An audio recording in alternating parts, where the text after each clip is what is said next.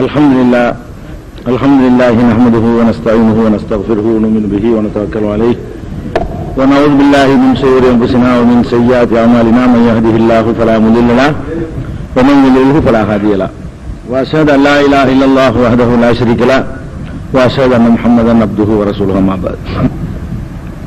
கண்ணியத்திற்குரிய எல்லாம் வல்ல அல்லாஹ் ஜல்ல ஷானஹு தஆலாவின் நல்லடியார்களே, அல்லாஹ்வுடைய பேரருளால் இந்த புனிதமிக்க ரமலான் மாதத்திலே நபிமார்கள் வரலாறு என்ற இந்த தொடர் நிகழ்ச்சியை நாம் பங்கெடுத்து வருகிறோம். இதில் நேற்றைய தினம் நபிமார்களுடைய வரலாறு என்ற பெயரால் உலகம் படைக்கப்பட்டது முதல் ஆதம் அலைஹிஸ்ஸலாம் அவர்கள் படைக்கப்படுவது வரை நடந்ததாக ஏராளமான கட்டுக்கதைகளை எழுதி வைத்திருப்பதையும், அது எந்த அடிப்படையில் தவறானது என்பதையும், உலகில் முதலில் படைக்கப்பட்ட பொருள் என்னவென்பதையும் நேற்றைய தினம் பார்த்தோம். அல்லாஹ் ரப்புல் ஆலமீன் அவன் மாத்திரம் இருந்து பிறகு தண்ணீரை இரண்டாவதாக படைத்தான், மூன்றாவதாக அரிசி படைத்தான் என்பது வரை நாம் நேற்று பார்த்தோம். அதற்கு பிறகு உலகமெல்லாம் நடக்க வேண்டிய காரியங்களை எல்லாம் பதிவு செய்யக்கூடிய ரெக்கார்டுகளை, அதாவது லௌஹு கலம் என்று சொல்றாங்க இல்லையா, எழுதுகோலையும் அந்த எழுதுகின்ற பலகையும் பாதுகாக்கப்பட்ட ஏட்டையும் அல்லாஹ் படைத்தான். அதன் பிறகு அல்லாஹ் ரப்புல்லா, அப்ப உலகம் எல்லாம் கிடையாது, அவ்வளவுதான். சூரியன் கிடையாது, சந்திரன் கிடையாது, வானம் கிடையாது, பூமி கிடையாது, செவ்வாய் கிடையாது, சுக்கிரன் கிடையாது. இவ்வளவுதான் உலகத்தில் ஆரம்பத்தில் இருந்தது. அதற்கு பிறகு அல்லாஹ் ரப்புல் ஆலமீன் படைத்தது என்னன்னு கேட்டா, வானங்களையும் பூமியையும் படைத்தேன் என்று திருமலை குர்ஆன் சொல்கிறது. இதன் பிறகு படைத்தது என்னன்னு கேட்டா வானங்களும் பூமியும். இந்த வானங்களும் பூமியும் எப்படி படைக்கப்பட்டது என்பதற்கும் நிறைய கட்டுக்கதைகள் இருக்கிறது. ஆனால் திருமலை குர்ஆன் எப்படி படைக்கப்பட்டது என்பதை 21வது அத்தியாயத்துல 30வது வசனத்துல நீங்க பார்க்கலாம். இந்த வானம் பூமியெல்லாம் படைக்கிறதுக்கு முன்னாடி ஒரு பொருளாக அல்லாஹ் படைக்கிறான். அந்த பொருளை படைச்சிட்டு தான் அதிலிருந்து வானம் பூமியை படைத்தேன் என்று திருமலை குர்ஆன் சொல்கிறது. அறிவியல் அதான் சொல்றாங்க. எப்படி இந்த பிரபஞ்சம் உண்டானது என்று சொல்லும் பொழுது பொருவெடிப்பு கொள்கைன்னு சொல்றாங்க இல்லையா, எல்லாம் ஒன்னா இணைந்து இருந்தது, ஒரு சிப் பண்ணி டைட் பண்ணி ஒரு உருண்டைய கோலா இருந்துச்சான். அது வெடித்து சிதறின பிறகுதான் அந்த சிதறின துண்டு தான் செவ்வாயா ஒரு பக்கமும், சுக்கிரனா ஒரு பக்கமும், வியாழனா ஒரு பக்கமும், சந்திரனா ஒரு பக்கமும், சூரியனா ஒரு பக்கமும், பூமியா ஒரு பக்கமும் ஆகிவிட்டது என்று இன்றைய விஞ்ஞானிகள் ஆய்வு செய்து சொல்றாங்க. எல்லாமே ஒரு கட்டத்தில் வெடித்து சிதறியதால் தான் இந்த உலகமே உருவானது. ஒரே ஒரு பொருளா தான் இருந்துச்சான், ஒரு உருண்டையா. இந்த வானம், பூமி, சூரியன், சந்திரன் எல்லாம் சேர்ந்து ஒரு உருண்டையா இருந்ததுங்க. அது வெடித்து ஒரு கட்டத்துக்கு ஏன் வெடிச்சுன்னு சொல்லவே இல்லை. படைச்சவன் சொல்றான் நான் தான் வெடிக்க வச்சேன், அதுக்கு அவங்களுக்கு காரணம் சொல்ல முடியல. வெடித்து சிதறியது என்பதை ஒப்புக்கொள்கிறார்கள். இது 1400 ஆண்டுகளுக்கு முன்னாடி திருமலை குர்ஆன் என்ன சொல்லுது என்று கேட்டா, வானங்களும் பூமியும் ஒன்றாக இணைந்திருந்தன என்பதையும் அதை நாம் தான் பிளந்து பிரித்தெடுத்தோம் என்பதையும் அவர்கள் சிந்தித்து பார்க்க வேண்டாமா? அதை வைத்து என்னை அவர்கள் நம்ப வேண்டாமா என்று திருமலை குர்ஆன் சொல்கிறது.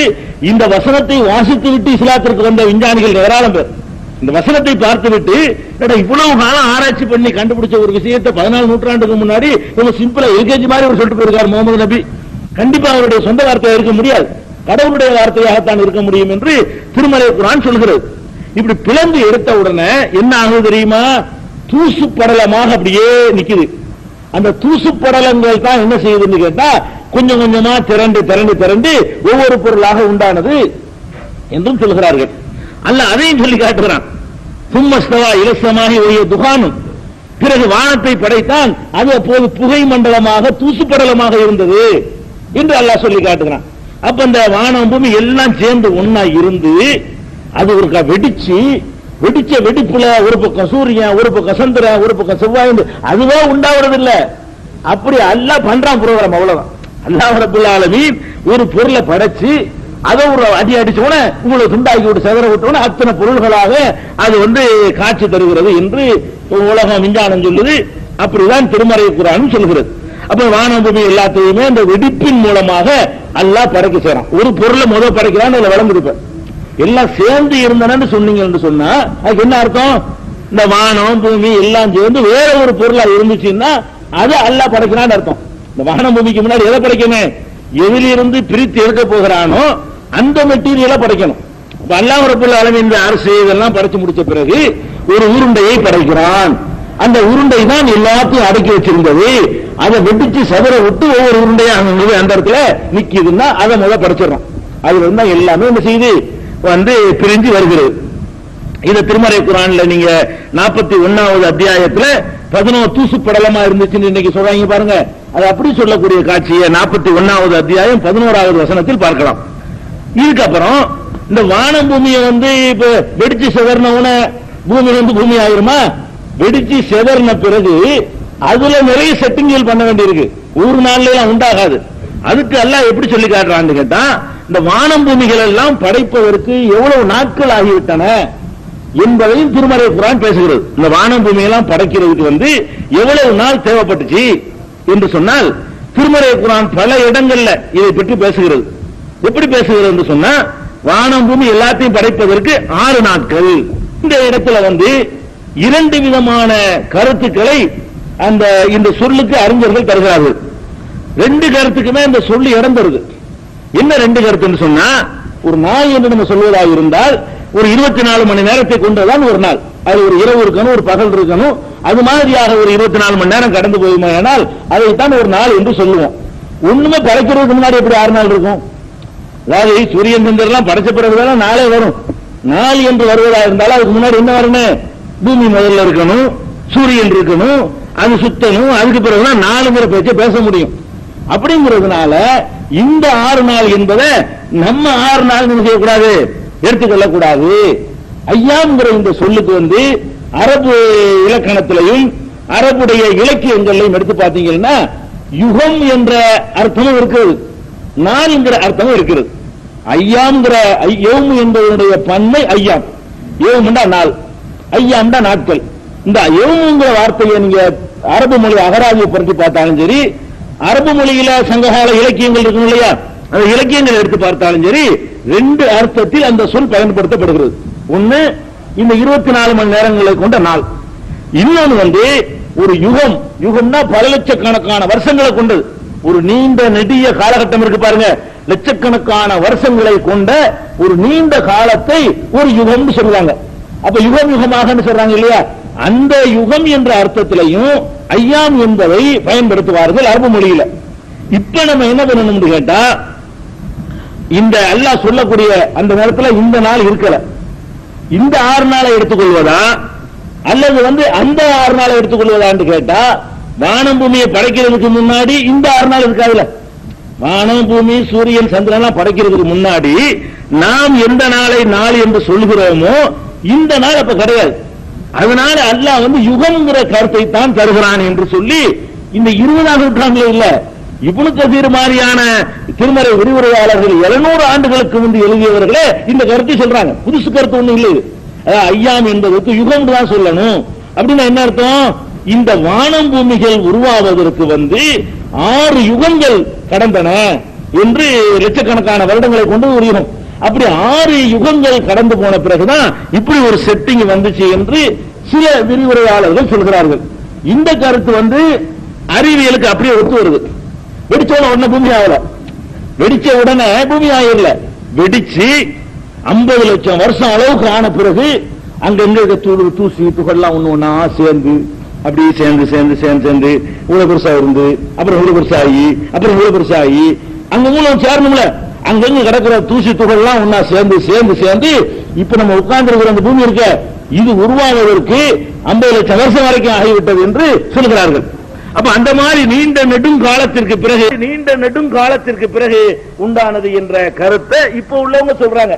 இதற்கு ஏற்ப விளக்கம் தரவர்களும் இருக்கிறார்கள். அதே நேரத்தில் இதெல்லாம் ஒரு அனுமானம் தானே.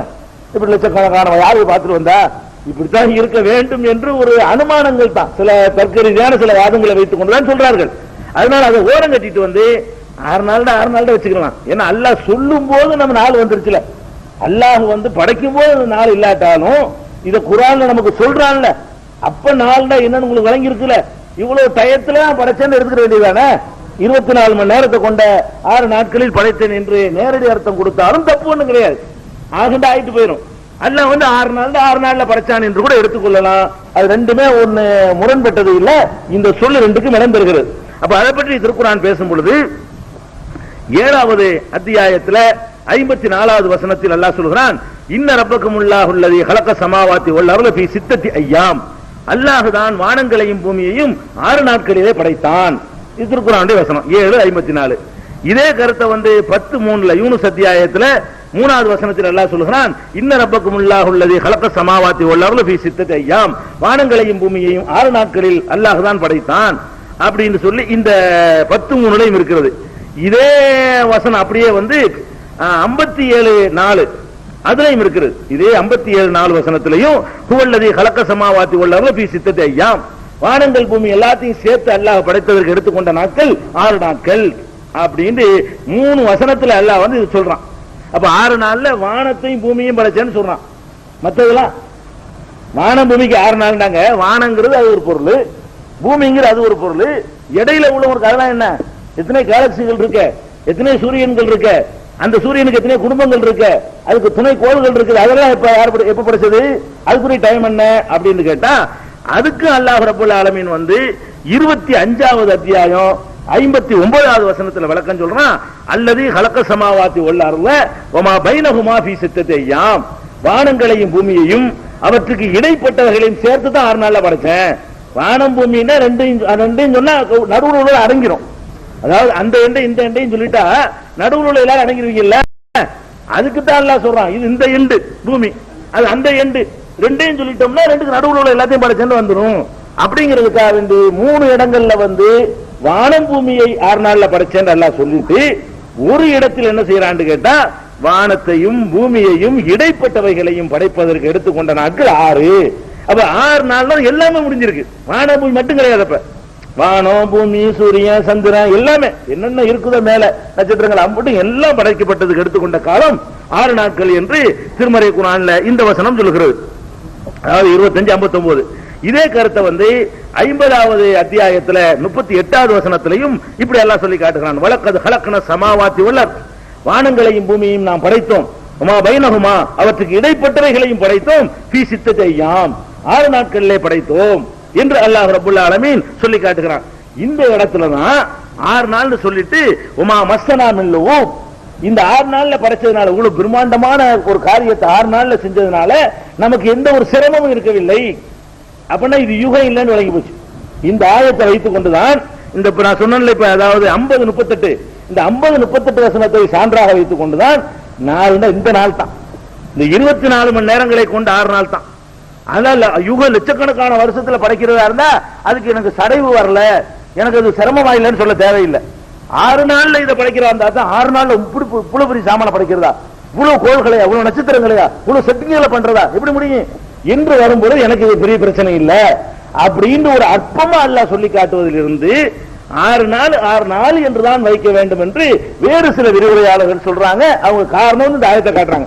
இந்த ஆயத்தை காட்டுறாங்க, அதாவது 50:38வது வசனத்தை சான்றாக காட்டுகிறார்கள். எனக்கு இது பெரிய சிரமம் இல்ல, எனக்கு சின்ன விஷயம் தான், உங்களுக்கு தான் ஆச்சரியமா இருக்கு, எனக்கு 6 நாள்ல படைக்கிற பெரிய விஷயம் கிடையாதுன்னா அப்ப சின்ன நாளை தான் அல்லாஹ் சொல்றான், பெரிய நாளை சொல்லல, யுகம்ங்கிற பொருளை சொல்லல என்ற கருத்தையும் சொல்லுகிறார்கள்.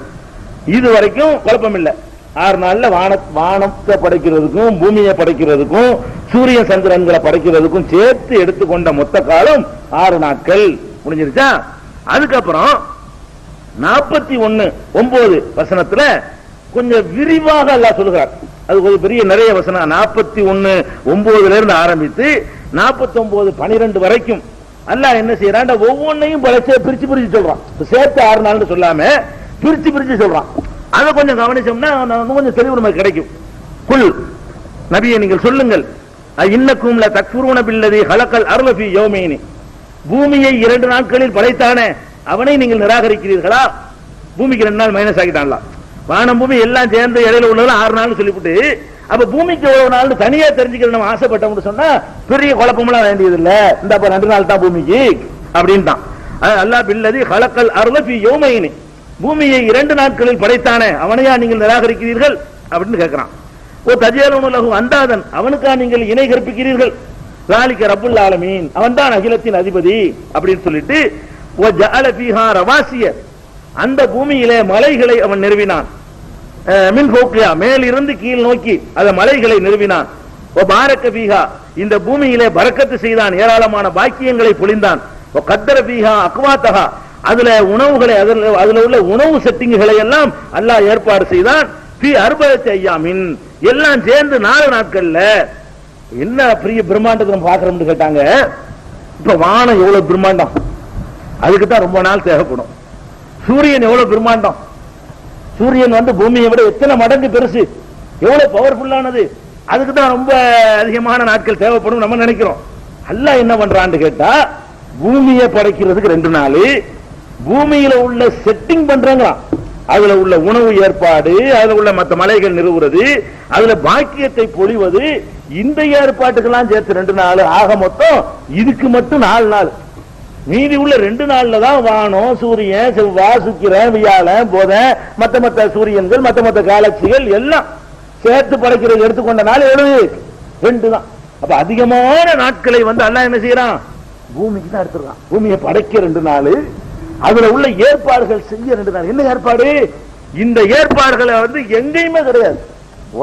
உலகத்தில் உள்ள பிரபஞ்சத்தில் இருக்கிற எந்த கோள்கள்லையும் இந்த பூமியில் இறைவன் செய்து வைத்த இந்த செட்டிங்களை பார்த்து விஞ்ஞானிகள் மிரண்டு போறான், ஆச்சரியப்படுறான்.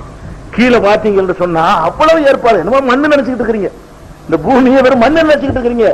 ஒரே ஒரு தானியத்தை நீங்க போடுறீங்கன்னா அந்த தானியம் வந்து அந்த மண்ணை அது சாப்பிட்டு, அந்த விதை சாப்பிட்டு அதுல உள்ள சத்துக்களை தன்னுடைய சத்தாக மாற்றி உங்களுக்கு இவ்வளவு வேலை மாம்பழத்தை தருது, பலாப்பழத்தை தருது, அரிசியை தருது, பருப்பை தருது, உளுந்த தருது, இலைய தருது, என்னென்னத்தையோ தருது. இவ்வளவையும் தருதுன்னு சொன்னா அதுக்குள்ள வேலைகளை பூமியில புரோகிராம் பண்ணணும். இதை போய் நீ சந்திரன்ல வச்சேன்னு சொன்னா சந்திரனை ஊட்டி வச்சா போதும். இதெல்லாம் ஒர்க் பண்ண வேண்டி இருக்கு. சந்திரன் என்னன்னா உருட்டி வச்சுட்டு போயிடலாம், ஒண்ணுமே இல்ல. இதுல என்ன சந்திரன் என்ன பண்ணுது, உங்களுக்கு ஒண்ணும் பண்ணல. சூரியனுடைய வெளிச்சத்தை அப்படி வாங்கி ரிஃப்ளெக்ட் பண்ணி அடிக்குது, வேற ஒண்ணும் உங்களுக்கு அதுல இருந்து கிடையாது. சூரியன் என்ன பண்ணுது, அது எரிஞ்சுக்கிட்டு இருக்கு, அவ்வளவுதான். அது சுத்தி எரிஞ்சுக்கிட்டு இருக்கு. எரியிறதுல உள்ள வெளிச்சமும் வெப்பமும் உங்களை நோக்கி வந்து கொண்டிருக்கு, அவ்வளவுதான். அது இங்கதான் என்ன இருக்குது, பெரிய பெரிய அதிசயங்கள். உள்ளுக்கு எரிமலை இருக்குது, நெருப்பு கொதிச்சுக்கிட்டு இருக்கு. நீங்க வாழக்கூடிய பூமிக்கு உள்ள நெருப்பு கொதித்து கொண்டிருக்கிறது. பூமிக்கு உள்ள ஆறுகள் ஓடிக்கொண்டிருக்கிறது. மேல உள்ள ஆறு நினைச்சிட்டு இருக்கிறீங்க, பூமி கீழே என்ன இருக்குது, ஆறுகள், பயங்கரமான ஆறுகள் பீரிட்டு ஓடிக்கொண்டே இருக்கிறது. இதுல மேல உள்ள ஆறுகளை விட அதிகமான ஆறுகள். இப்படி பூமி கீழே போய் பார்த்தோம்னா ஏராளமான அதிசயங்களை அல்லாஹ் வகுத்து வச்சிருக்கான். அதுதான் அல்லாஹ் சொல்றான், பூமி 2 நாள்ல படைச்சு நீ எந்த கோளை வேண்டாம் ஆராய்ச்சி பண்ணி பாரு, இதுல உள்ள செட்டிங் வசதிகள் எங்குமே கிடையாது. மனிதன் வாழ முடியாத ஒத்துக்கிட்டான். வேற கோள்கள்ல ஏதாவது ஒரு நெல்லு முளைக்குமா, ஒரு கடுகு முளைக்குமான்னு கேட்டு பாருங்களேன், ஒண்ணுமே முளைக்காது.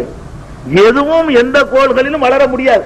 இங்க என்ன பண்ணிருக்கான் அல்லாஹ், என்ன செய்யறான், என்ன வார்த்தை யூஸ் பண்றான்னு கேட்டா, வஜஅல ஃபீஹா ரவாசிய மின் ஃபௌகிஹா, அதுல மலைகளை ஏற்படுத்தணும்.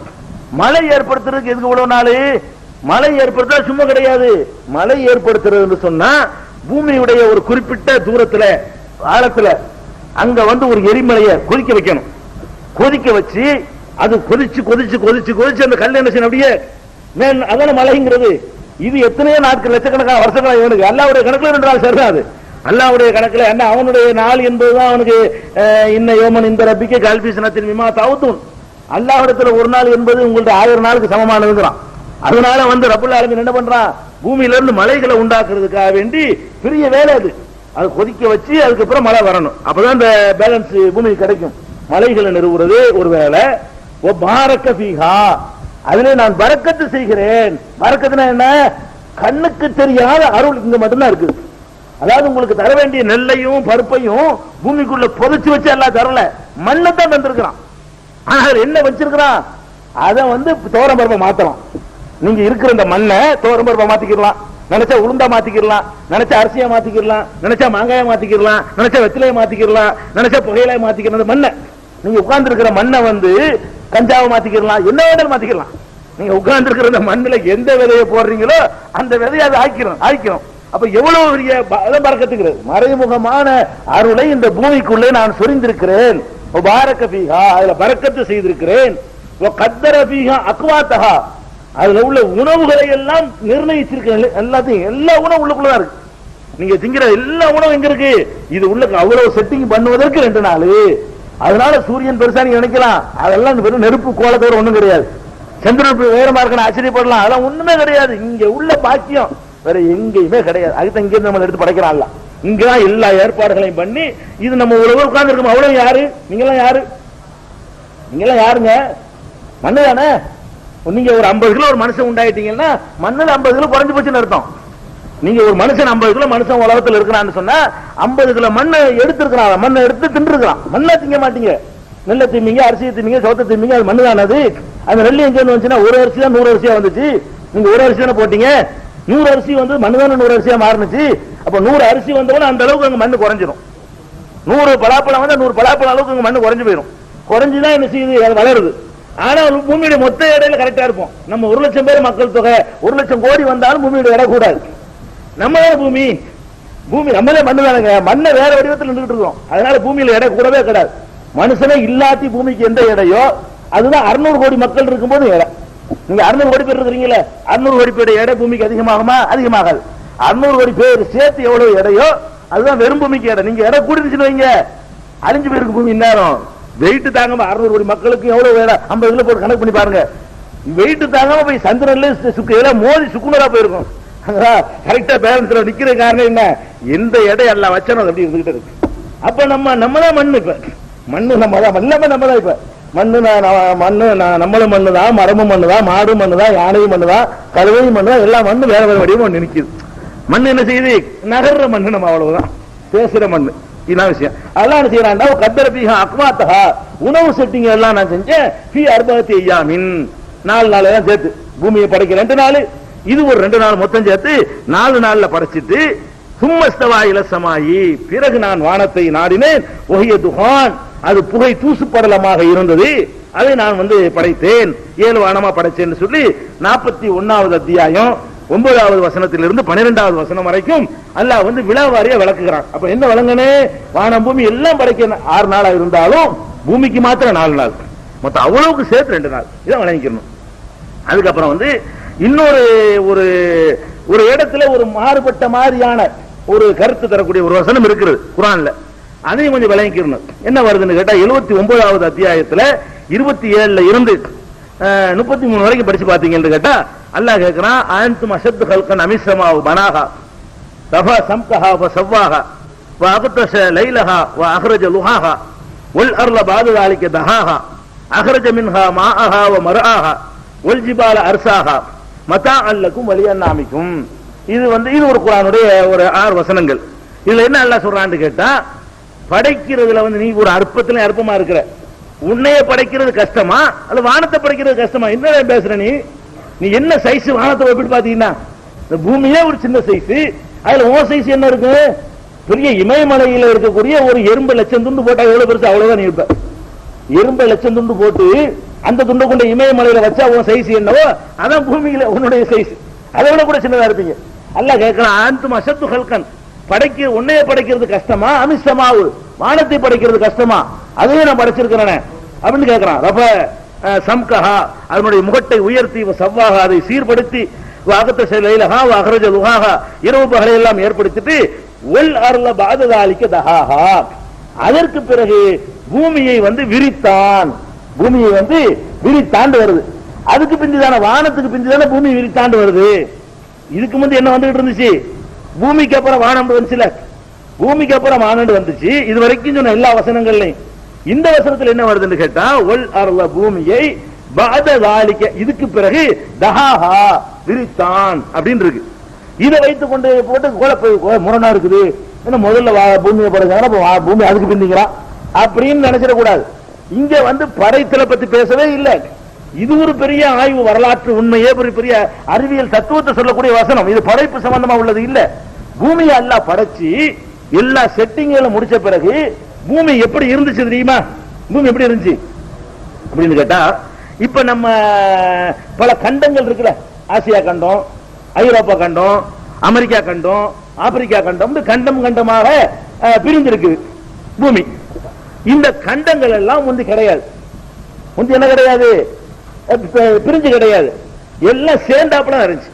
அதாவது நிலப்பரப்பு பூரா ஒன்னா இருந்துச்சுங்க, நீர்பரப்பு பூரா ஒன்னா இருந்துச்சு. இப்ப உள்ள ஆய்வாளர்கள் சொல்லக்கூடிய முடிவு இது. எல்லாமே என்ன இருக்குது? இப்ப அமெரிக்கா கண்டம், ஆசியா கண்டம், ஐரோப்பா கண்டம், ஆப்பிரிக்கா கண்டம் எல்லாம் சேர்ந்தாப்புல, ஆஸ்திரேலியா கண்டம் எல்லாம் சேர்ந்தாப்புல ஒன்னா இருக்கு. ஒரு பிளாட் அப்படி இருக்கு, ஒரே துண்டா இருக்குது. அப்புறம் தண்ணி பூரா ஒரு துண்டா இருக்குது. அதனால மனிதர்கள் சர்வ சாதாரணமா நடந்து போயிட்டுலாம் வந்துட்டு இருக்கலாம். கடல் வந்து கண்டமாகும். பெரிய நிலப்பரப்பை கடல் பிரிச்சிருச்சுன்னு சொன்னா அது போய் கண்டம்னு சொல்லுவாங்க. சின்ன நிலப்பரப்பை பிரிச்சுன்னா அது போய் தீவும்பாங்க. கண்டம்னா என்ன நீங்க விளங்கிக்கணும். கண்டம்னு சொன்னா ஒரு பெரிய நிலப்பரப்பை தண்ணியை பிரிச்சு ரவுண்டு கட்டி தண்ணி கட்டிருச்சுன்னு வைங்க, அதை வந்து கண்டம்னு பிரிச்சு போடுவோம். அதான கண்டம். இல்லாட்டி ஒரே பூமி தான் இல்லாம ஆசியா கண்டம் ஐரோப்பா கண்டம்னா ஆசியா கண்டம்னா தனியா சுத்தி கடல் இருக்கும். பெரிய நிலப்பரப்புல தண்ணி சுத்தி நின்றா அதுக்கு கண்டம்னு சொல்லுவோம். சின்ன நிலப்பரப்பு மெட்ராஸ் மட்டும் ரவுண்டு கட்டி தான் அது போய் தீவுன்றுவோம். அப்ப தண்ணி சுத்தி இருக்கிறது தான் கண்டம்ங்கிறது. அப்ப தண்ணீரே இல்லாமல் எல்லாம் சேர்ந்து ஒரே நிலமாகத்தான் இருந்தது. இப்படி இருந்தது வந்து அப்ப சகஜமா மனிதன் நம்ம கூட இலங்கையெல்லாம் இருக்கு பாருங்களேன். இலங்கையெல்லாம் நம்ம மெட்ரோஸோட சேர்ந்தா இருந்துச்சு. முன்னாடி தமிழ்நாட்டோட நடந்தே போயிட்டு வந்துட்டு இருந்தாங்க. இலங்கைக்கு தமிழ்நாட்டுக்கு ஒரே நாடா தான் இருந்துச்சு. அப்படி இருந்தது என்னாச்சு, ஒரு கடல் கோள் வந்து பிரிஞ்சுக்கிருச்சு, இடையில தண்ணி வந்துருச்சுங்க. அது தண்ணி நாடா போச்சு, தமிழ்நாடு தண்ணி அங்க துண்டா பிரிஞ்சிருச்சுங்க. இப்படிதான் உலகம் கூட இருந்துச்சு.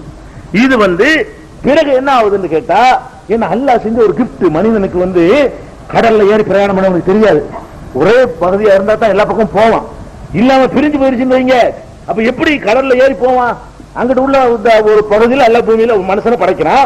அந்த மனுஷன் இன்னொரு கண்டத்துக்கு எப்படி போயிருப்பான்? அந்த காலத்துல ஒரு கண்டத்தில் மட்டும்தான் மனுஷன் வாழ்ந்திருப்பான். இப்ப ரொம்ப கப்பல்லாம் கண்டுபிடிச்ச பிறகுதான் வேற வேற கண்டங்களுக்கு மனுஷன் போவான். அப்படி வரக்கூடாதுங்கக்கா அல்லாஹ் என்ன பண்ணிட்டான், படைக்கும் பொழுது பிரிக்கிறவங்க புரிஞ்சு போனாலும் போங்கடா அப்படின்னு போக விட்டுட்டு ஒரு அளவுக்கு மனிதன் உண்டான பிறகு ஒரு பெரலையும் அது ஏற்பட்டு அப்படி பிரிச்சு எடுத்துதான். இன்னைக்கு மேல இருந்து சேட்டலைட்ல இருந்து போட்டோ எடுத்து பாத்தீங்கன்னு சொன்னா இந்த கண்டங்களை அப்படியே சேர்த்தா ஒட்டிக்கிறோம். அறுத்த மாதிரி இருக்கு பாத்தீங்கன்னா. அதாவது கண்டங்கள் இருக்குல்லங்க, அந்த கண்டங்கள் பாத்தீங்கன்னா இதுல எவ்வளவுக்கு வெட்டி இருக்கோ அவ்வளவுக்கு அங்க நீட்டிட்டு இருக்கும். அப்படியே கொண்டு ஒட்டுநிலை ஒட்டிக்கிறோம்.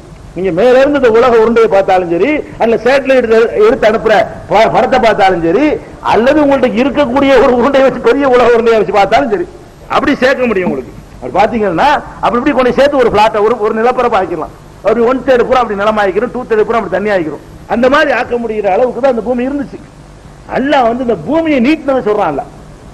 அல்லாஹ் என்ன பண்றான், பூமியுடைய செட்டிங்க சொல்லல, எல்லாம் படைச்சு விட்டுட்டு இப்ப நீட்டி விட்டுட்டான் பூமியை. ஒரு இடத்துல ஒதுங்கி கிடந்த பூமியை, இந்த பக்கம் ஒதுங்கி கிடந்த பூமியை இங்கிட்டு ஒரு துண்டு அங்க தள்ளி விட்டான். இந்த துண்டா இருந்து இங்கிட்டு தள்ளி ஒரு ரொட்டியை எடுத்துக்கிட்டு 8 துண்டா வெட்டுறோம்ங்க. 8 துண்டா வெட்டி ஒரு துண்டு அங்க வச்சிருது, ஒரு துண்டு அங்க வச்சிருது, ஒரு துண்டு அங்க வச்சிருது. நடுவுல என்ன இருக்கும், கேப் இருக்கும். அப்படியே 8 ஒண்ணா தள்ள ஒன்னா ரவுண்டா ஒட்டிக்கணும். இது விளங்குதுல. இந்த மாதிரி தான் பூமி ஒரு ரொட்டி அப்படி இருந்துச்சு, ஒரு ரவுண்டா வெட்டி வெட்டி அப்படி போகும். ஆனா எப்படி வெட்டல, இப்படி வெட்டு அல்ல. அது ஒரு சைஸா ஒரு டைப்பா இந்தியாவுக்கு கொண்டு வெட்டு, ஆசியாவுக்கு கொண்டு வெட்டு இருக்குல்ல, அது ஒரு டைப்பா இருக்கலாம்.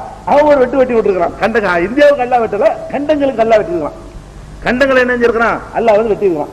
அப்ப வந்து இந்த பூமி வந்து விரிக்கப்படாமல் முன்னாடி இருந்துச்சு. இப்ப என்ன படைச்சதை பத்தி பேசவே இல்லை, இது பிந்திதான் ஏற்பட்டது. இந்த காரியம் இருக்குது. வானம் பூமி எல்லாம் படைக்கப்பட்ட பிறகு, மனித குலம் பெருகின பிறகு, அதுக்கு பின்னாடி பூமியை நான் வந்து விரித்தேன். பூமியை பின்னாடி விரிச்சேன் என்று அல்லாஹ் சொல்றானே, அது வேற விஷயத்தை சொல்லுது, படைக்கிறத பத்தி சொல்லல. படைக்கிறது பூமி தான் ஃபர்ஸ்ட் சொல்லி தெளிவாக என்னஞ்சிருச்சு.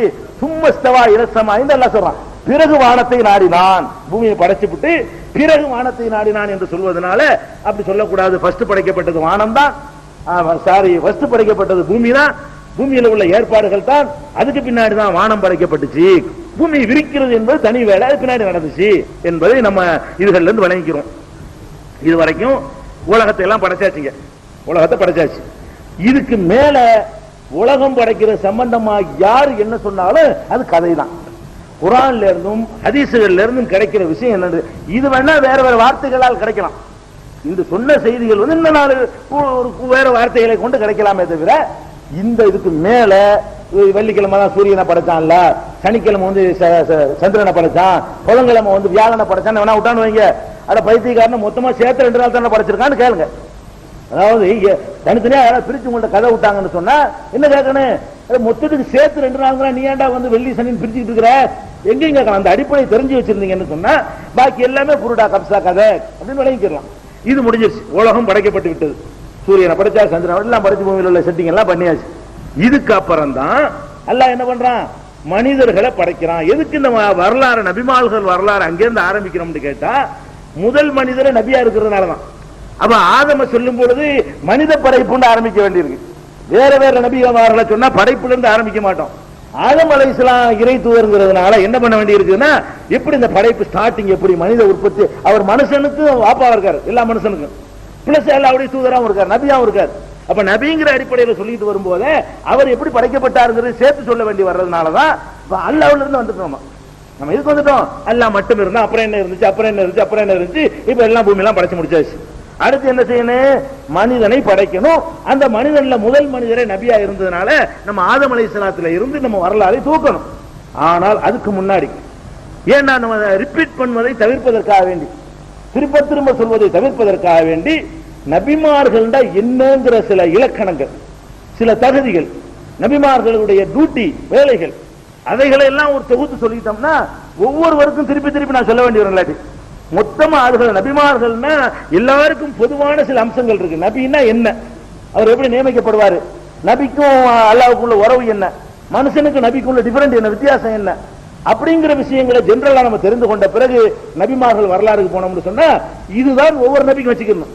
சொல்லக்கூடிய அளவுகள் இருக்குல்ல, இதை நான் சொல்லாம ஆதம் அலைஹிஸ்ஸலாத்துக்கு போனா ஆதம் அலைஹிஸ்ஸலாத்துக்காக வேண்டி தனியா ஒன்னு நான் சொல்லணும், மூசா நபிக்கு போனேன்னா அதே விஷயத்தை மூசா நபிக்கு நான் சொல்லணும். அப்படி திருப்பி திருப்பி சொல்றதை தவிர்ப்பதற்காக வேண்டி பொதுவாக நபிண்டா என்ன, இது சம்பந்தமா நிறைய விஷயங்கள் அறிந்து கொள்ள வேண்டி இருக்கிறது. இதுதான் நமக்கு தேவையும் கூட. அல்லாஹ்வும் வரலாறுல குர்ஆன்ல வரலாறு சொல்றான். யார் வரலாறு சொல்றானா? குர்ஆன்ல அல்லாஹ் எந்த நபியுடைய வரலாறாச்சும் முழுசா சொல்றானா? ஒரு அளவுக்கு அதிகமா சொல்வதா இருந்தா யூசுப் நபி வரலாறு மட்டும்தான் அல்லாஹ் சொல்லி காட்டுவான். வேற யாருடைய வரலாறு? இப்ராஹிம் நபி எப்ப பிறந்தார், எந்த வருஷம் பிறந்தார், ஏதாவது இருக்குதா? இல்ல. பாப்பா பேர் மட்டும் வருது இப்ராஹிம் நபி, அம்மா பேர் இல்ல. இப்ராஹிம் நபி அவ்வளவு பெரிய நபிக்கு கூட நமக்கு என்னதான் குர்ஆன்ல கிடைக்குது? அவங்க பாப்பா பேர் அத்தா பேர் என்னன்னு கிடைக்குது, தாப்பனார் பேர் கிடைக்குது, அவங்க தாயார் பேர் நமக்கு கிடைக்குதா? கிடைக்கல. மூசா நபி இருக்கிறாங்க, மூசா நபிக்கு ஒரு அம்மா அப்பா இருந்தாங்கன்னு வேண்டாம் வழங்க முடியுமே தவிர அவங்க அம்மா யாரு அதெல்லாம் குர்ஆன்ல கிடையாது, அவங்க அப்பா யார் அதெல்லாம் கிடையாது. என்ன அல்லாஹ் வரலாறுல சொல்லுவான்னு கேட்டா, எண்ணத்துல உனக்கு பாடம் இருக்குது, அதுல இருந்து நீ என்ன தெரிஞ்சுக்கிட்டா உனக்கு நன்மை இருக்கு அதை சொல்லுவானே தவிர அவரு முட்டை பொரிச்சு தின்றாரு, கோழி தின்றாரு, இதெல்லாம் நமக்கு தேவை கிடையாது. எந்த வருஷம் வாழ்ந்தாரு, கிமு 4334 வாழ்ந்தாருங்கிறது என்ன உனக்கு, அதனால என்ன, எத்தனையில வாழ்ந்தா உனக்கு நாளைக்கு பெற வேண்டிய பாடத்தை தான் பெறணும். அதுக்காக வேண்டி என்ன செய்யறோம்னு கேட்டா, இந்த வரலாறு என்று நம்ம சொல்லக்கூடிய வரலாறுகள் எல்லாம் படிப்பணிக்கு உரிய வரலாறுகளை தான் நல்லா குர்ஆன்ல சொல்றோம். அதான் நம்மளும் சொல்ல முடியும். நானா கற்பனை பண்ணி வேண்டாம், என்ன செய்யலாம், மூசா நபிக்கு பிறந்த குழந்தையில இருந்து நான் ஆரம்பிச்சு அவர் 15 வயசுல என்ன பண்ணாரு, 20 வயசுல இப்படி பண்ணாரு, நானாத்த கற்பனை பண்ணி சொல்ல முடியுமே தவிர அல்லாஹ் ரசூலுடைய சொற்கள்ல இருந்து என்னால சொல்ல முடியாது, யாராலும் சொல்ல முடியாது. அதனால நம்ம என்னன்னு கேட்டா, நபிமார்களை பற்றி தெரிந்து கொள்ள வேண்டிய செய்திகளை முதல்ல தெரிஞ்சுட்டு அப்புறம் டக்கு வேகமா ஆதம் அலைஹிஸ்ஸலாத்துக்கு போயிருவோம். ஃபர்ஸ்ட் நீங்க தெரிந்து கொள்ள வேண்டிய விஷயம், நபிமார்கள் என்று சொல்லப்படக்கூடியவர்கள் இருக்காங்க இல்லையா, இறைவனுடைய தூதர்கள். நபிமார்கள் இறைவனுடைய தூதர்கள், மனிதர்களை நல்வழிப்படுத்துவதற்கு அனுப்பப்பட்டவர்கள்.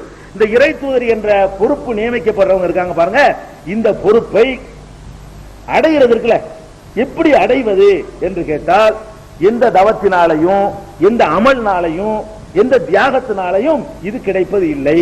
நம்ம வழங்கிக்கணும். ஃபர்ஸ்ட் இப்ப ஷஹீத் உயிர் தியாகி இருக்கிறது, உயிர் தியாகிங்கிறது நீங்களா அடைகிறது. உயிர் தியாகி இருக்குத நீங்களா போய் உங்க உயிரை தியாகம் பண்ணாதான் நீங்க உயிர் தியாகிங்கிற ஒரு அந்தஸ்து அடைய முடியும். தொழுகையாளின்றது இருக்குது, தொழுகையாளிங்கிறது என்ன, நீங்களா அடைகிறது. தொழுகையாளிங்கிறது நீங்களா என்ன செய்யணும், நீங்களா ரிஸ்க் எடுத்து தொழுது தொழுகையாளிங்கிறத நீங்க அடைய முடியும். நோன்பாளின்னு இருக்கிறது, நீங்க கஷ்டப்பட்டு நோன்பு வச்சு நீங்களா அடைகிறதுக்கு பேர் என்னது, நோம்பாளி. நோம்பாளின்னு சொல்றது. நீங்க மனுஷனா இருக்கிறீங்கல்ல, நீங்களா அடைஞ்சுக்கிட்டீங்களா? நம்ம கஷ்டப்பட்டு நம்ம ஆடா இருக்க கூடாது, மனுஷனா தான் இருக்கணும், நம்ம அப்படியா கஷ்டப்பட்டு மனுஷன் ஆயிரணும் நீங்க செஞ்சீங்களா? மனுஷனாக இருப்பது நீங்கள் அடைந்ததா, உங்கள் மீது திணிக்கப்பட்டது. நீங்க மனுஷனாக இருப்பதில் உங்களுக்கு எந்த பங்குமே இல்லை.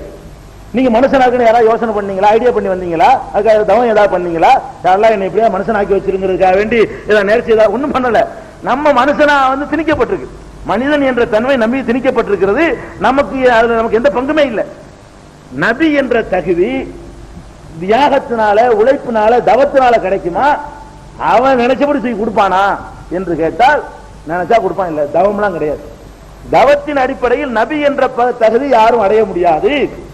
ஒரு காலமெல்லாம் தலைகள் வணங்கினாலும் என்ன செஞ்சிட முடியாது. நபி இறைவன் தன்னுடைய தூதரா தேர்ந்தெடுப்பானா அது அதுக்கு தகுதி கிடையாது. அல்லாஹ் யாரை நாடுவானோ அவரைத்தான் நபியா தேர்ந்தெடுப்பான். அது அவனுடைய சுய உரிமை. இந்த நபி விரும்புறதும் கிடையாது, அவர் விரும்பினா நடக்கிறதும் கிடையாது. இது நம்ம விளங்கிக்கணும். இதுக்கு என்ன ஆதாரம் கேட்டா, சில ஆட்களை வேணும்னு அல்லாஹ் என்ன பண்றான்னு கேட்டா, சிறுவர்களா இருக்கும் பொழுது நபியாக்கி வச்சு போறான் சில ஆட்களை. அப்படி 2 பேரை சிறுவர்களையே நபியாக்கி வைத்ததாக திருமறை குர்ஆன் சொல்லுகிறது. அதுல ஒரு ஆள் யாருன்னு கேட்டா யஹ்யா நபி. ஜக்கரியா அலைஹிஸ்ஸலாமுடைய மகன் யஹ்யா இருக்காங்க இல்லையா, அவங்கள பத்தி திருக்குர்ஆன் 19வது அத்தியாயத்துல 12வது வசனம் மரியம் என்கிற அத்தியாயத்துல 12வது வசனத்தில் அல்லாஹ் சொல்லி காட்டுறான், யா யஹ்யா குதில் கிதாப பிகுவா, யஹ்யாவே இந்த வேதத்தை பலமாக பிடித்துக்கொள், ஆத்தைனாகுல் ஹுக்ம சபியா, அவருக்கு ஞானத்தை சிறுவராக இருக்கும் பொழுதே நாம் கொடுத்து விட்டோம். சிறுவராக இருக்கும் பொழுது அவருக்கு ஞானத்தை கொடுத்தோம். சிறுவரா இருக்கும்போது என்ன தவம் பண்ணிருப்பாரு? சிறுவரா இருக்கும்போது என்ன அவருக்கு கடமை இருந்துச்சு? சிறுவரா இருக்கும்போது என்ன அமல் செஞ்சிருக்க முடியும்? சிறுவரா இருக்கும்போது ஒண்ணுமே செய்ய முடியாது. செஞ்சாலும் பெரிய அவருக்கு மரியாதை கிடையாது. சிறுவரா இருக்கும்போது செய்யற பாவங்களுக்கும் நன்மைகளுக்கும் பெரிய ஒரு ரிஸ்க் அது கிடையாது, சட்டம் கிடையாது. அப்ப இவர் சிறுவராக இருக்கும்போது கொடுத்தோன்னு சொல்வதில் இருந்து அதை அப்ப அவருக்கு நபியாக்குற நேரத்தில் எத்தனையோ தொழுகையாளிகள்லாம் இருந்திருப்பாங்க. அந்த காலத்துல எத்தனையோ நோம்பாளிகள்லாம் நல்ல மக்கள்லாம் இருந்திருப்பாங்க. அவங்க எல்லாம் விட்டுவிட்டு சின்ன பிள்ளை நீதான் நபி, நான் நியமிப்பேன், அவ்வளவுதான், நீ யாரையும் கேட்கறது அதான் நபிங்கிறது. நபிங்கிறதுக்கு பாருங்களேன், நான் யாரை வேணாலும் நியமிப்பேன், அதை நீங்க கேட்க முடியாது. என் தூதரா நான் நியமிப்பேன், அதுல எவருடைய அட்வைஸும் கேட்க மாட்டேன். அதான் அல்லாஹ்வுடைய நிலைப்பாடு. அந்த வசனத்திலிருந்து நீங்க தெரிந்து கொள்ளலாம். அதே மாதிரி ஈசா நபி பத்தி சொல்லும்போது அல்லாஹ் என்ன செய்யணும், அதே சூறாவுலயே மரியம்ங்கிற சூறாவுல 19வது சூறாவுல 29 30வது வசனத்துல என்ன சொல்றான்னு கேட்டா, அவங்க வந்து தந்தை இல்லாத ஒரு குழந்தை பெற்றெடுக்கிறார்கள். யாரு? மரியம் அலைஹிஸ்ஸலாம் அவர்கள். பெற்றெடுத்தவன நம்புவானா? நம்ப மாட்டான். தகப்பன் இல்லாம ஒரு குழந்தை பெற முடியாது. அப்ப தாயிட்ட இருந்து ஒரு குழந்தை பெற்றவன ப்ரூஃப் ஆதாரம் கேட்பான். எப்படா என்ன என்ன இந்த மாதிரி மரியம் இந்த மாதிரி பண்ணிவிட்டியே? அவங்க என்ன பண்றாங்க? பதில் சொல்லல. அஷாரத் இலை, குழந்தைய கை காட்டாங்க. என்கிட்ட என்ன கேட்கறாங்க கேளு. அவங்க என்ன சொல்றாங்க? அவங்க மக்கள் எல்லாம் கேட்கிறாங்க, கைஃபனு கல்லிமு மன்கான ஃபில் மஹதி சபியா, தொட்டில்ல சிறுவர்னு மட்டும் சொல்லல, தொட்டில் சிறுவர். சிறுவர்னா கூட ஒரு 8 வயசா இருக்குன்னு நினைச்சுக்க கூடாதுல. தொட்டில் சிறுவர்னா என்ன அர்த்தம்? கை குழந்தை. அப்ப கை குழந்தையாக இருக்கிறவர்கிட்ட போய் நாங்க இப்படி பேசுறது என்று அந்த மக்கள் கேட்கிறாங்க. அப்ப உடனே அந்த கை குழந்தையாக இருந்த ஈசா நபி அவர்கள், இயேசுநாதர் அவர்கள், கால இன்னி அப்துல்லா, நான் அல்லாஹ்வுடைய அடிமை, ஆத்தானியல் கிதாப், அல்லாஹ் எனக்கு வேதத்தை வழங்கி இருக்கிறான், ஜாலனி நபியா, என்னை நபியாக ஆக்கி இருக்கிறேன். எப்ப பிறந்தவன இது வந்து பெரிய பெரிய ஆச்சரியப்பட இல்லை. சயின்டிபிக்கா இதெல்லாம் இன்னைக்கு வந்து குளோனிங் முறையில அந்த மரபணுல இருந்து எடுத்து உருவாக்கப்படக்கூடியவர்கள் வந்து பெரிய லெவல்ல இருப்பாங்க. அது ஏற்கனவே உங்களுக்கு விளக்கப்பட்டிருக்கிறது. அப்ப ஈசா நபி அவர்கள் வந்து பிறந்த உடனேயே அவங்க வந்து இந்த மாதிரி நபியாக இறைவன் ஆக்கி இருக்கிறான் என்று சொன்னாங்கன்னு வருது. இப்பதானே பிறந்திருக்காரு. என்ன தவம் பண்ணாரு இவரு? ஒரு தொழுக கூட தொழுக மாட்டார். அப்பதான் பிறந்த இருக்கிறார். ஒரு தொழுக மாட்டாரு, தஸ்பீ பண்ணி நோம்போட ஒரு தவமும் செய்யல. அவர் நபி ஆகிட்டான்ல. ஒரு அமலம் அவர் செய்யலங்க. எந்த அமலும் செய்யாமலே அவர் இணைஞ்சிட்டான்ல, நபி ஆக்கிட்டான்னு சொன்னா, நபிங்கிறது வந்து யாரும் வந்து உழைத்து கஷ்டப்பட்டு பெறுவது அல்ல, அல்லவா கொடுக்கிற கிஃப்ட் என்பதை நம்ம நினைஞ்சிடலாம், அறிந்து கொள்ளலாம். அதே மாதிரி நபிகள் நாயகம் சில பேர் என்ன செய்வாங்கன்னா, நபிகள் நாயகம் இருக்கிறாங்க, அவங்க மட்டும் விதிவிலக்கு, மற்றவங்களுக்கு தான் அது பொருந்து. ரசூலுல்லாஹ் பிறவி நபி, பிறக்கும் போதே நபியா பிறந்தாங்க. சில கதை விடுறது, நபிகள் நாயகத்தை புகழ்றோங்கிற பேர்ல நபிகள் நாயகம் என்ன பண்ணாங்க, பிறக்கும் போது நபியா தான் பிறந்துட்டாங்க அப்படிம்பாங்க. அல்லாஹ் மறுக்கணும், அப்படி கிடையாது. யாரும் அவங்களுக்கே தெரியாது நபியா போறது. நபிகள் நாயகத்துக்கு 40 வயசுல நபியாக நியமிக்கப்படுற வரைக்கும் நாம நபி ஆகும், அல்லாஹ் நம்மளது இறை தன்னுடைய தூதரா தேர்ந்தெடுப்பான் அவங்களுக்கு தெரியாது. அல்லாஹ் திருமறையில சொல்றான், வஜதக்கல்லால்லன் ஃபஹதா, உம்மை வழி தவறியவராக கண்டு உமக்கு நேர்வழி காட்டினான். 93வது அத்தியாயம் 7வது வசனம். அப்போ வஜதக்கல்லால்லன், வழிகட்டவராக வழி தவறியவராக உம்மை கண்டு ஃபஹதா, உமக்கு வந்து வழிகாட்டினான் என்று அல்லாஹ் சொல்லி காட்டுகிறான். நபிகள் நாயகம் ஸல்லல்லாஹு அலைஹி வஸல்லம் அவர்கள் உட்பட என்னன்னு கேட்டா, அவங்க வந்து நபியா அவங்களுக்கு தெரியாது, பிறவி நபி யாரும் கிடையாது, அல்லாஹ்வை தேர்ந்தெடுக்கும் நபி ஆகுறாங்க. அதே மாதிரி இன்னொன்னு பாருங்க, அல்லாஹ் ரப்பல் ஆலமீன் சொல்றான், இது ஒரு நல்ல ஒரு திருமறை குர்ஆனுடைய ஒரு வசனம். நபிமார்களை எல்லாம் அல்லாஹ் என்ன பண்றான்னு கேட்டா, அந்த ஆலமுல் அர்வாஹ்ல இந்த உலகத்துல இல்லாம அந்த ரூஹானி உலகம் இருக்கு பாருங்க, மனித உயிர் ஆதம் அலைஹிஸ்ஸலாத்தை படைச்ச உடனே அவரிடமிருந்து எல்லா சந்ததிகளையும் எல்லாம் வெளியேற்றினான். அது வந்து ஆதம் அலைஹிஸ்ஸலாம் வரலாறுன்னு பின்னாடி விளக்கமா சொல்லுவோம். அந்த ஒரு அக்ரிமெண்ட் எல்லாத்தையும் எடுக்கும் பொழுது நபிமார்கள்ட்ட அல்லாஹ் ஒரு அக்ரிமெண்ட் எடுக்கிறான். நபிமார்கள்ட்ட எடுத்த அக்ரிமெண்ட வந்து 3வது அத்தியாயம் 81வது வசனத்தில் அல்லாஹ் சொல்லி காட்டுகிறான். என்ன சொல்றான்னு கேட்டா, இது அகலல்லாஹு மீசாக்க நபியின, நபிமார்களிடத்துல அவன் ஒரு உடன்படிக்கை எடுத்தான். என்ன உடன்படிக்கை எடுத்தான்னு கேட்டா, லமா ஆத்தைத்துக்கும் மின் கிதாபின் வ ஹிக்மத்தின், உங்களுக்கு நான் வந்து வேதத்தையும் ஞானத்தையும் கொடுத்த பிறகு, சும்மஜாக்கும் ரசூலும் முஸத்திகுன் லிமா மாக்கும், உங்களை மெய்ப்படுத்தக்கூடிய இன்னொரு தூதர் உங்களிடத்தில் வருவாரையானால் லதுமினுன் நபிஹி, அவரை நீங்கள் நம்ப வேண்டும், வல தன்சுருன்னஹு, அவருக்கு நீங்கள் உதவி செய்ய வேண்டும். ஏத்துக்கிறீங்களா ஒத்துக்கிறீங்களான்னு கேட்கிறான். எல்லா நபிமாரும் ஒத்துக்கிட்டாங்க. இது என்ன அல்லாஹ் சொல்ல வர்றான்னு கேட்டா, ஒவ்வொரு நபியை அனுப்பால சொல்லி உன்னை நபி ஆக்கி இருக்கிறேன், உன்னை நபி ஆக்கி இருக்கும் பொழுது ஓவர் டேக் பண்ணி இன்னொரு ஆளை நியமிப்பேன். நீ இருக்கும் போது நீ என்ன செய்யணும், அல்லாஹ் சொன்னா ஓகே நான் ஒதுங்கிறேன், அவர்கிட்ட விட்டுறணும். இது ஒத்துக்கிறியா? அல்லாஹ் அக்ரிமெண்ட் எல்லாம் இருக்கிறான். உங்களிடத்துல எப்படி வார்த்தையை போடுறான்னா, சும்மஜாக்கும் ரசூலும், பிறகு உங்களிடத்துல வேற ஒரு தூதர் வந்தாரையானால் நான் அனுப்பிட்டேன்னு சொன்னா இந்த நியமனம் கேன்சல். நீ அவருக்கு ஏற்றுக்கொண்டு அவருக்கு பின்னாடி போவியா அப்படின்னா என்ன அர்த்தம்? இது கிஃப்ட் அர்த்தம். தந்துட்டா நீக்க முடியாதுலாம் கிடையாது. நான் உன்னை தூதரை நியமிப்பேன், ஒரு நாட்டுக்கு தூதரா நான் நியமிக்கிறேன், ஜனாதிபதி நியமிக்கிறேன், பிரதமர், நான் நினைச்சா அவருக்கு போடுவேன், யாரும் கேட்க இயலாது. மனுஷன் எப்படி ஒரு நாட்டு பிரதமர் இவ்வளவு அதிகாரம் படைச்சவனா இருக்கிறானோ, படைச்ச இறைவனும் அப்படித்தான். ஏதோ உங்களை தூதரா நியமிச்சதுனால நம்ம தூதர் நம்மளை யாரும் அசைக்க இயலாது, அல்லாஹ் கூட நம்மளை நீக்க முடியாது, நம்ம மூத்தவரையும் அதை நினைக்காத. நான் வேற ஒரு ஆளை உங்ககிட்ட அனுப்பி வச்சேன்னா நீ ஒத்துக்கணும். ஆனா அப்படி யாருக்கு நல்லா அனுப்பலானா? அல்லாஹ் கேட்டானா, என்ன கேட்டான்? உன்னை தூதர ஆக்கின பிறகு உன்னிடத்துல வேற ஒரு தூதரை நான் உன்னிடத்துல அனுப்பி வைத்தேனே, ஆனால் நீ அவருக்கு பின்னாடி போவியா? ஒத்துக்கிட்டாதான் சரி, ஒத்துக்கிறோம், போறோம். அப்ப என்ன வழங்குது இதுல இருந்து? நபி என்ற தகுதி உழைப்பால் கிடைப்பது அல்ல, அல்லாஹ் கொடுக்கிற கிஃப்ட். இது எல்லாம் விட தெளிவான வார்த்தைகளை கொண்டு அல்லாஹ் 6:24 6வது அத்தியாயத்துல 24 வசனத்துல சொல்லி காட்டுகிறான். அல்லாஹு அஅலமு ஹைசு யஜ்அலு ரிசாலத்தஹு, யாரிடத்துல எங்கே தூதுத்துவத்தை வைப்பது என்று அவனுக்கு தான் தெரியும். அவன் எங்க தன்னுடைய தூது பணியை யாரிடத்துல ஒப்படைப்பது என்பது அவனே நன்கறிந்தவன். இதை ஃபர்ஸ்ட் விளங்கிக்கணும். ஒரு நபின்னு சொல்றோம்னா எல்லா நபிமார்கள், ஆதமா இருக்கட்டும், நபி ஸல்லல்லாஹு அலைஹி வஸல்லம் இருக்கட்டும், இடையில அம்புட்டு நபிமார்களா இருக்கட்டும், யாரும் கஷ்டப்பட்டு நபி ஆயிரல.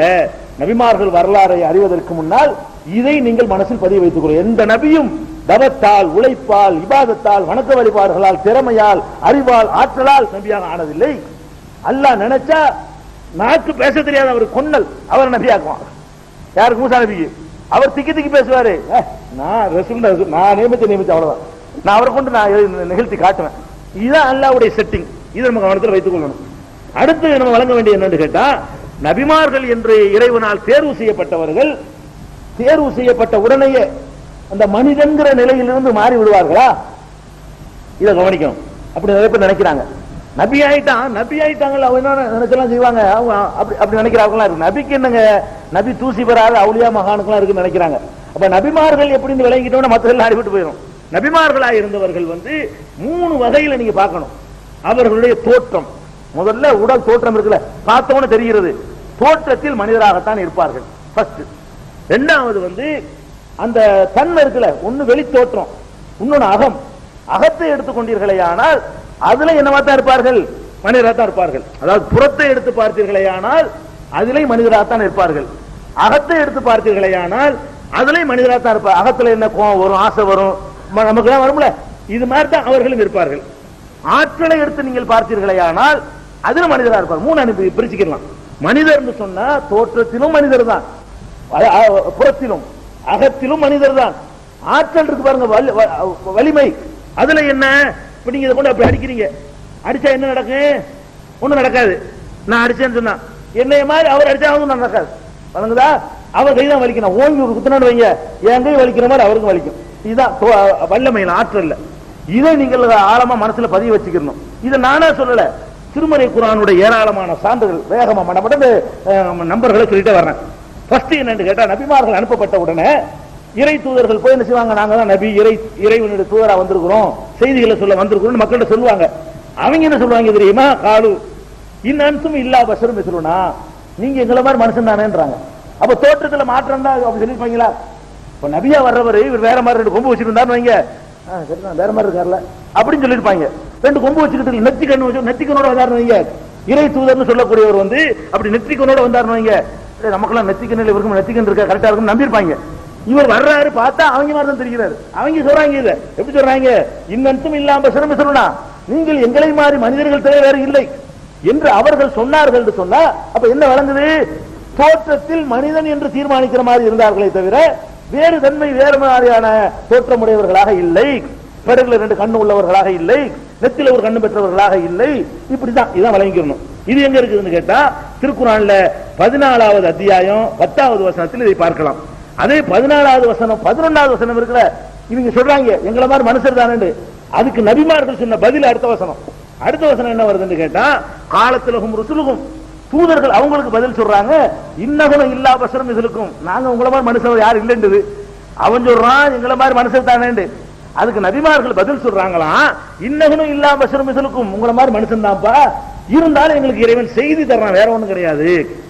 செய்தி அங்கிருந்து வாங்கி தர்றமே தவிர மற்றபடி நீங்க சொல்ற கரெக்ட் தான், நாங்க அதை மறுக்கல.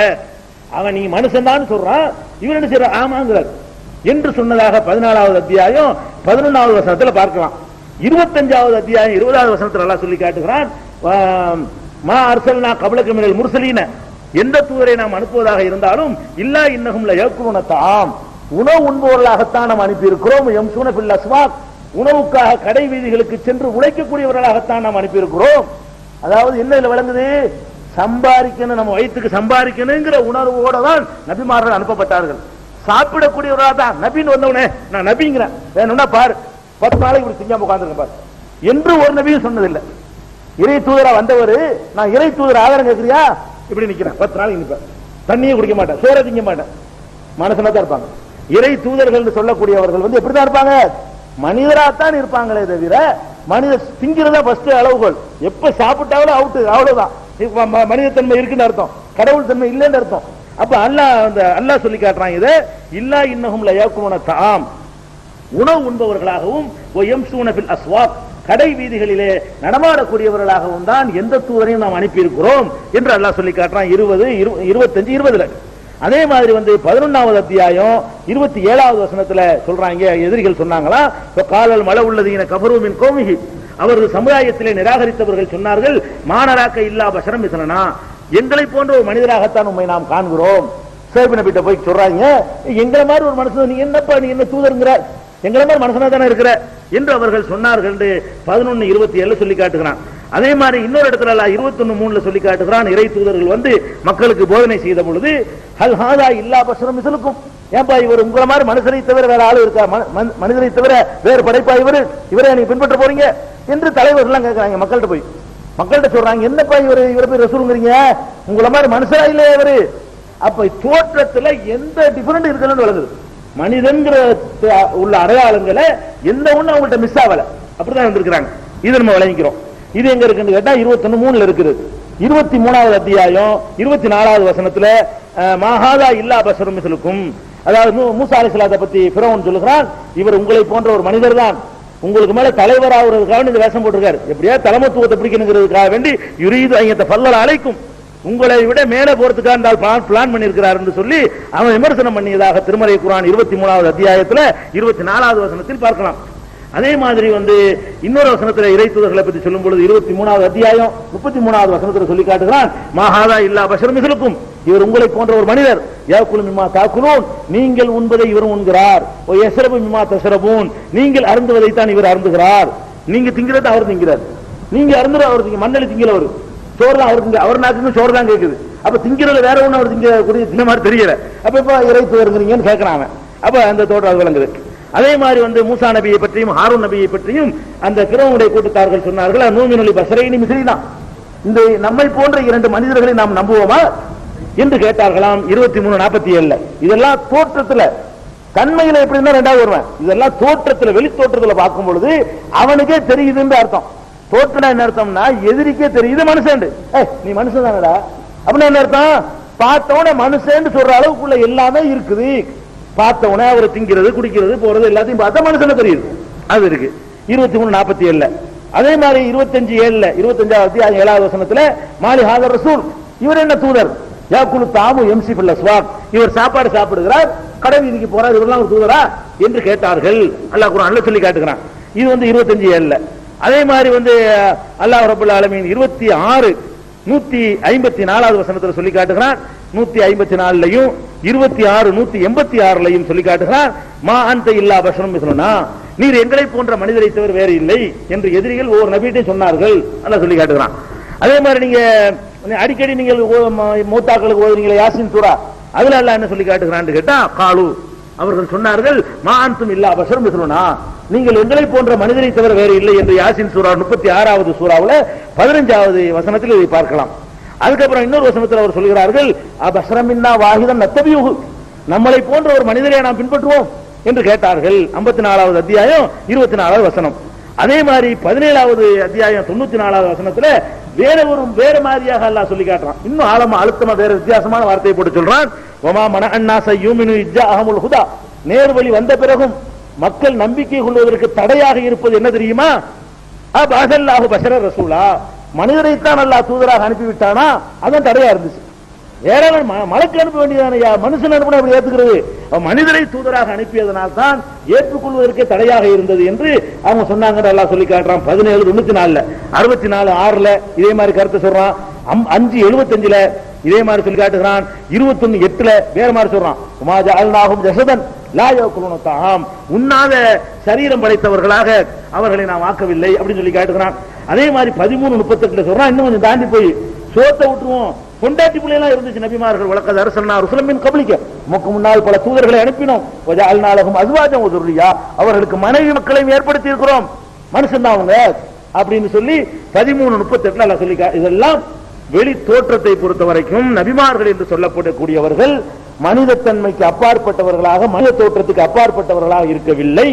மனிதராகத்தான் காட்சி தந்தார்கள், எதிரிகளுக்கு தெரிந்தார்கள்.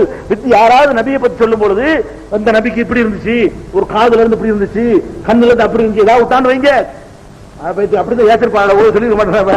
அப்படி இருந்தா இந்த கொஸ்டின் வந்திருக்காது, எங்களை மாதிரி மனுஷன் சொல்லியிருப்பானா? அப்படி இருக்கவில்லை என்பதை ஃபர்ஸ்ட் எந்த நபிக்கும் பொருந்தும். எந்த நபியை பற்றி பேசினாலும் இதுதான் அளவுகோல். இது தோற்றம்.